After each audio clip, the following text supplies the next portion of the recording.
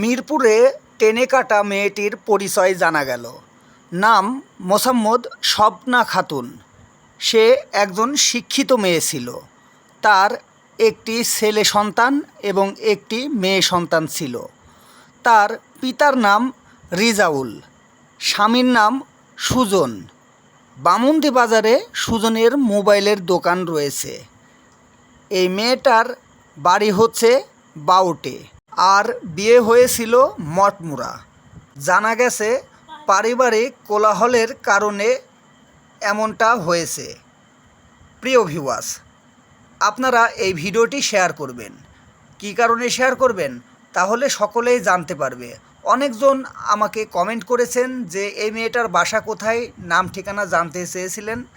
আমি এখন একটি মোবাইল কলের মাধ্যমেই জানতে পারলাম। আমাকে কল করেছিল বাউট থেকে এবং তাদের ঠিকানা আমাকে বলেছে, আমি আপনাদের মাঝে তুলে ধরেছি। প্রিয় ভিউয়ার্স, সকলকেই সাবধানতার সঙ্গে থাকতে হবে। সংসারে সকলেই মনোযোগ দিবেন এবং মিল মহাব্বত করে সংসার করবেন। এই ধরনের ঘটনা যেন কারোর জীবনে না ঘটে, আমরা সকলে আশাবাদী। প্রায়শই দেখা যায় যে এই ধরনের ঘটনা মিরপুর সহ বিভিন্ন জায়গাতেই কিন্তু ঘটে থাকে। তাই সকলকেই সংসারের দিকে মনোযোগ দিতে হবে এবং সাবধানতার সঙ্গেই থাকতে হবে। দেখে শুনে পথ চলতে হবে। আপনারা জানেন যে আমি মীর হাসান আপনাদের মাঝে প্রায়শই বিভিন্ন ধরনের ভিডিও, নিউজ, চিত্র, গল্প ইত্যাদি বিভিন্ন কিছু নিয়ে এসে থাকি। তাই অনুগ্রহ করে আপনারা আমাদের পেজটিকে ফলো করে রাখবেন, তাহলে আপনারা অনেক নিউজগুলো জানতে পারবেন।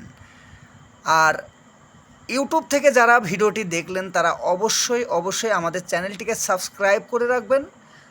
আমার ভিডিও এবং অনেক নিউজ আপনারা জানতে এবং দেখতে পারবেন এবং ইতিহাস ঐতিহ্যের কিছু কথা, চিত্র আমি আপনাদের মাঝে তুলে ধরে থাকি। তাই অবশ্যই চ্যানেলটিকে আপনারা সাবস্ক্রাইব করে রাখবেন। আপনাদের কাছে আমি রিকোয়েস্ট করছি, আপনারা অবশ্যই এই ভিডিওটি শেয়ার করবেন। দেখেন, আজকে একটি অনাকাঙ্ক্ষিত ঘটনার কারণে মোসাম্মদ স্বপ্না খাতুন কিন্তু আর নেই, সে আর নেই। দেখেন যে এই ধরনের ঘটনার কারণেই কিন্তু আজকে তাদের একজন ছেলে সন্তান রয়েছে, তাদের একজন মেয়ে সন্তান রয়েছে।